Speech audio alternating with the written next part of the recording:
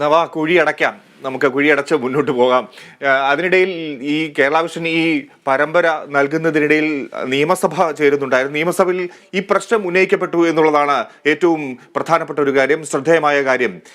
Najeeb Kanthapuram MLA ആണ് ഈ പ്രശ്നം സഭയിൽ ഉന്നയിച്ചത്. ഈ കേരളത്തിലെ ഗതാഗത പ്രശ്നങ്ങൾ ഉന്നയിച്ചു. നമുക്ക് അദ്ദേഹത്തിന്റെ വാക്കുകളിലേക്ക് പോകാം.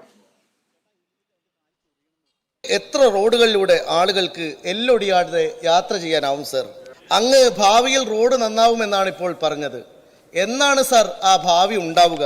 ഇന്ന് യുദ്ധഭൂമിയിലേക്ക് പോകുന്ന പോലെയല്ലേ ആളുകൾ നടുറോട്ടിലേക്ക് പോകുന്നത്? ജീവൻ കിട്ടിയാൽ കിട്ടി, തിരിച്ചു വന്നാൽ വന്നു. എന്തുറപ്പാണ് റോഡ് വഴിയുള്ള യാത്രകൾക്കുള്ളത്? മണിച്ചിത്രത്താഴിലെ കുതിരവട്ടം പപ്പുവിനെ പോലെ ചെമ്പരത്തിപ്പൂ ചെവിയിൽ വെച്ച് ചാടി പോകേണ്ട അവസ്ഥയല്ലേ സർ മലയാളികൾക്ക് ഇപ്പോൾ?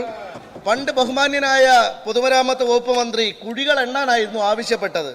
ഇന്ന് റോഡിലെ കുളങ്ങൾ എണ്ണിയാൽ തീരുമോ സർ? 2023 മാത്രം 4010 ജീവനുകളാണ് റോഡ് അപകടങ്ങളിൽ നഷ്ടപ്പെട്ടത്. 54,369 പേർക്കാണ് പരിക്കേറ്റത്. എത്ര മനുഷ്യരുടെ നട്ടലൊടിഞ്ഞു, എത്ര മനുഷ്യർ ബെഡ് റിഡനായി, എത്ര മനുഷ്യർക്ക് അംഗവൈകല്യമുണ്ടായി, എത്ര ഗർഭിണികൾ നടുറോട്ടിൽ പ്രസവിച്ചു, എത്ര സ്ത്രീകൾക്ക് അബോർഷനായി. ഇത് കേട്ടാൽ തോന്നും ഞാൻ ഈ പറയുന്നതെല്ലാം ഈ കൊലക്കുറ്റത്തിന് ആരുടെ പേരിലാണ് സർ കേസെടുക്കുക?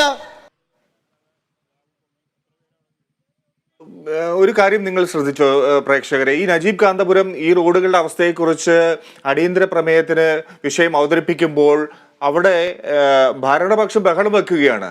എന്താവശ്യത്തിനാണ്? അവർക്കറിയില്ലേ ഇവിടുത്തെ റോഡിന്റെ അവസ്ഥ? അല്ലെങ്കിൽ അവരൊന്നും ഈ റോഡിലൂടെ അല്ലേ നടക്കുന്നത്? വെറുതെ ഈ പ്രസംഗം തടസ്സപ്പെടുത്തുകയാണ്. ഇതൊക്കെ നമ്മൾ ശ്രദ്ധിച്ചു വെക്കേണ്ട കാര്യങ്ങളാണ്.